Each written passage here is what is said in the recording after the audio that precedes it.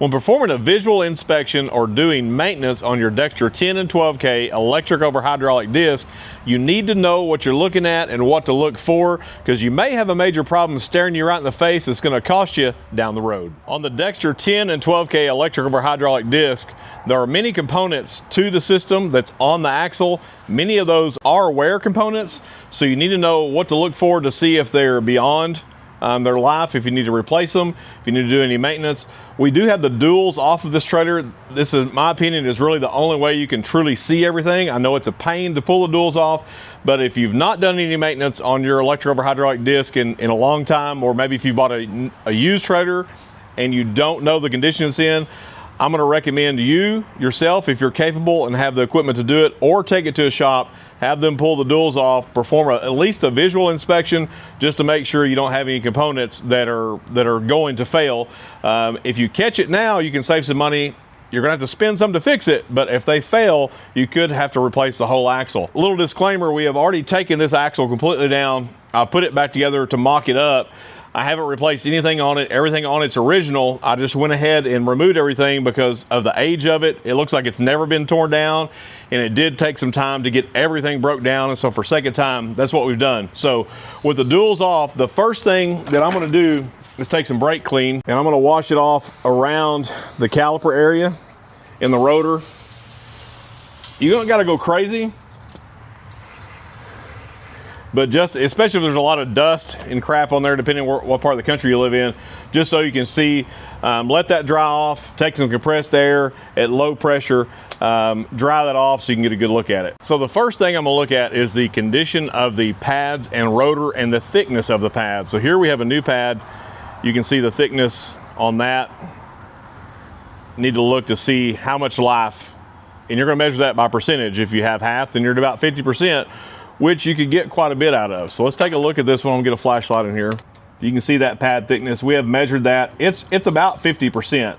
The inner pad's a little harder. There's a little notch up here at the top. I don't even know if we can get the camera in there, but you can look down there to see the pad thickness. On the back side of it, the same notch is there. It's a little lower on the axle, so you may be able to see that better, but you need to take a good look at that to see the pad thickness. Then look at your rotor on the front and back side. Many times if you have a dragging caliper, it's going to eat the back side of the rotor up. So if you were to look at it on this profile here on the front, the back may be thinner than the front, indicating that the caliper may be dragging and the brakes are not releasing. You really need to clean the rotor off. I can see it here because we've already run this rotor through a parts washer. You're going to look for stress cracks in the rotor face itself. A minimal amount is normal and acceptable. If you have heavy cracking that you can run your fingernail down in and you can feel that, it's likely going to be time to replace that rotor. We do get the question all the time, can you turn those rotors? If you can find somebody that can chuck one of these up and it's not beyond the minimum requirements, then I guess yes, you could turn them, but we do replace them because normally there's not enough left there to turn. So just inspect it, the whole thing, because it may be fine on one side and you may get here and you may have some bad heat cracking. This has had some heat on it. You can kind of see from the discoloration, and they're going to get hot. They're disc brakes. They're made to get hot. When they stop, they stop. But if you see them that are blue or bronze in color, if they've been super hot, you may have a dragging caliper. Another thing to look for is on the caliper, with it released, you should be able to move it some, not necessarily loose like this, but if you were to put a C-clamp or something, you should be able to compress it. You should be able to have some play in there. If it's super tight and this is hard to turn, then the pistons are dragging in that caliper, and likely the caliper will have to be replaced. It may have some gunk and debris in there, but there's a good chance it's going to have to be replaced.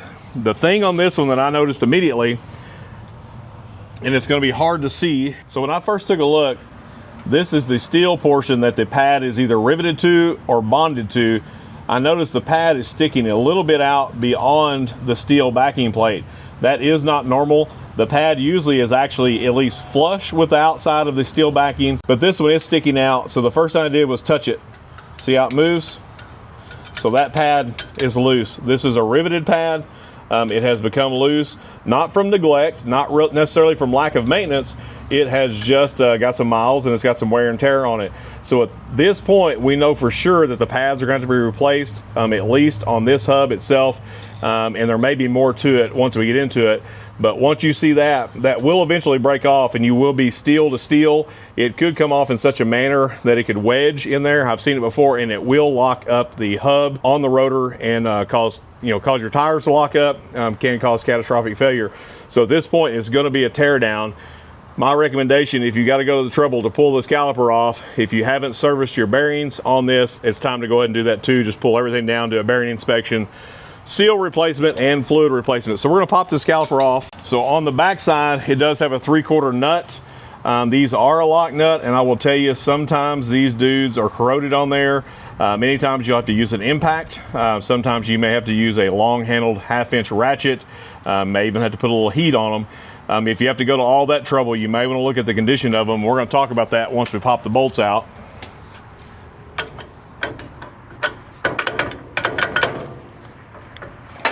If I can get the bolts popped out.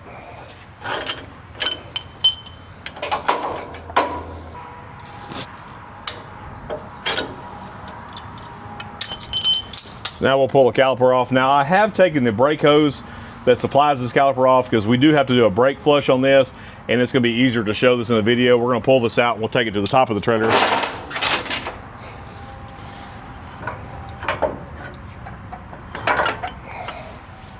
So we have the caliper exposed. Things you want to look for are the seals around the caliper pistons to see if they're cracked. This one does have some cracking. Check for corrosion. Don't peel them out, but just look at them and see if you have any fluid leak. This fluid here is from where I took the brake line off, so the piston is not leaking. I will tell you, when we compress this piston, which sometimes you'll have to take a C-clamp or a brake pad compressor. You can buy those at automotive parts store.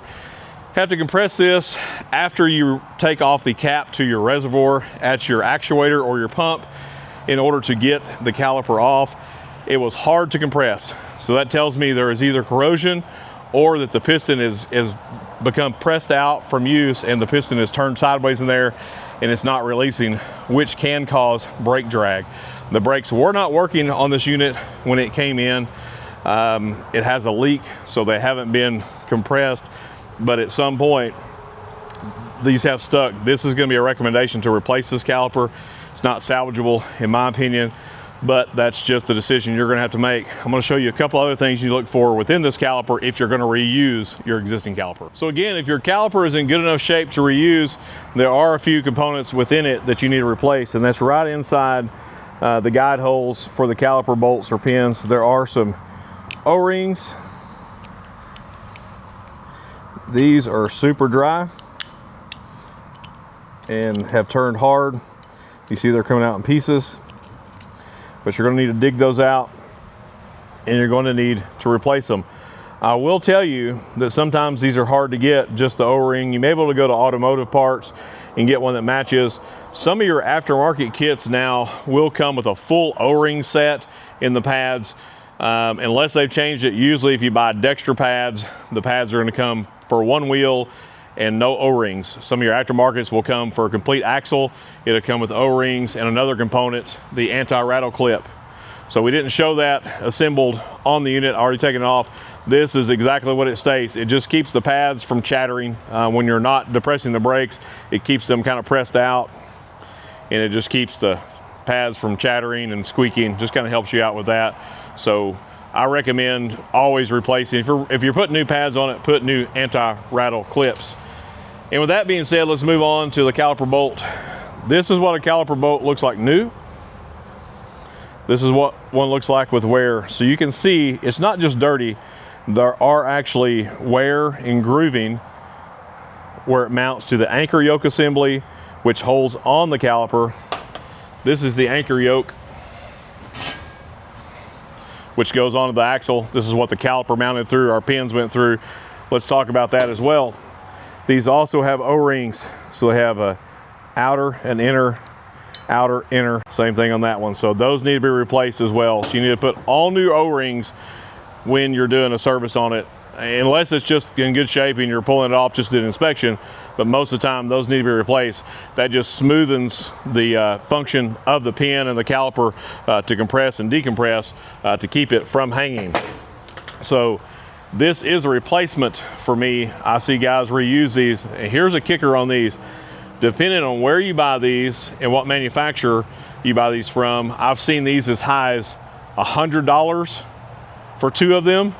And I've seen them as low as, $20, $25 for a couple of them. So don't be shocked if you're rolling somewhere and they have these in a blister pack and they're stupid expensive. For a long time, that's all we could get. There are some other ones out there a little more affordable now, so just use your judgment on that. They both hold up fine to me. To be honest, the last 5 or 6 years, we utilize whatever we can get our hands on, and sometimes it costs the big bucks. And then always replace the nut. Like I said, again, that is a lock nut. It jams on there, and it is hard to get off.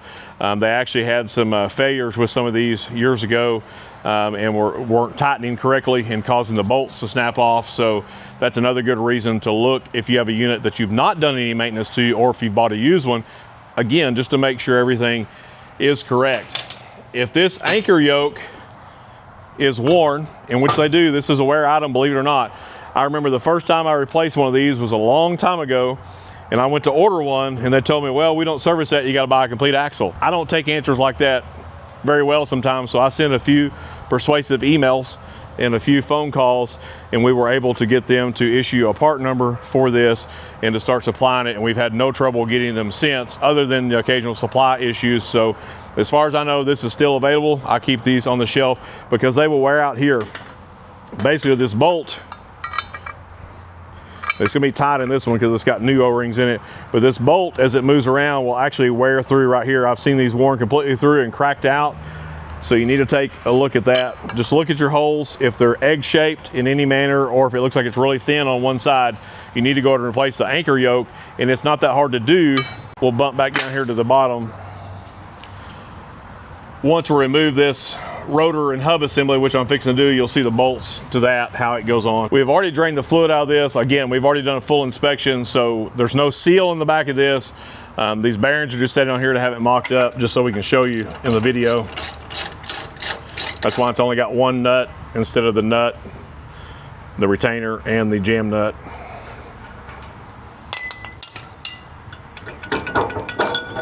Now, I will tell you, this assembly is heavy. If you have back problems, don't do it. If you don't have back problems, you do it enough, you'll have back problems. So this is a 2-piece, like I said, Dexter 10 and 12K. The rotors are gonna be the same on 10 and 12K. Hubs are gonna be completely different. Another bolt that's hard to get off if this rotor is worn. So we've already inspected this one. It does have some heat cracking in it. It's marginal, probably will be fine.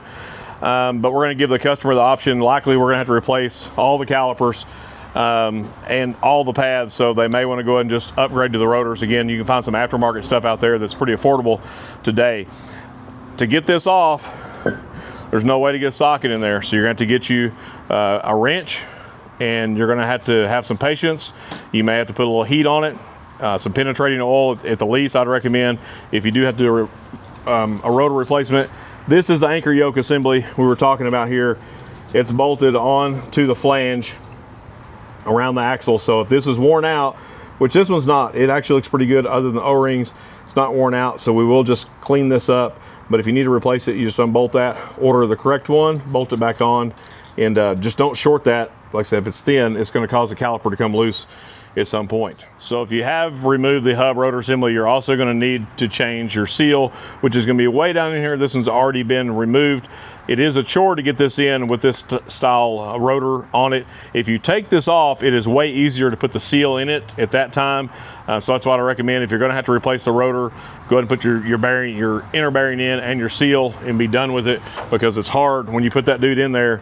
You have to have a driver. We have a driver that we've made custom just for this application for 10 and 12K that we put in there. You may have to do the same thing. May be able to purchase one. I don't have a good link for that. A lot of that stuff, we just build our own. From what I've seen out there, ours just works better and holds up for large production, for volume use. So that is all your components. While you're in here at this point, you need to check the condition of your spindle. And again, bearings, races, like a lot of our other videos. And we'll leave some other links in the description below that has some installation videos talking about oil baths, stuff like that may be beneficial to you. But if you take a look at this, you know what you're looking at, and go ahead and fix it before it comes apart. You get a lot of years of service. This is a 2005 model, so this trailer is built very well. You can tell it has not been neglected. It has been used. There's a big difference between use and neglect, but it is time for maintenance on it, so that's what we're doing.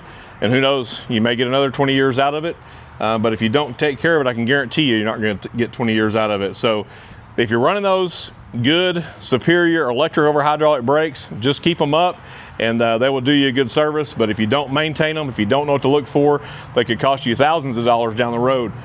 Tighten the lug nuts, and we will see you down the road.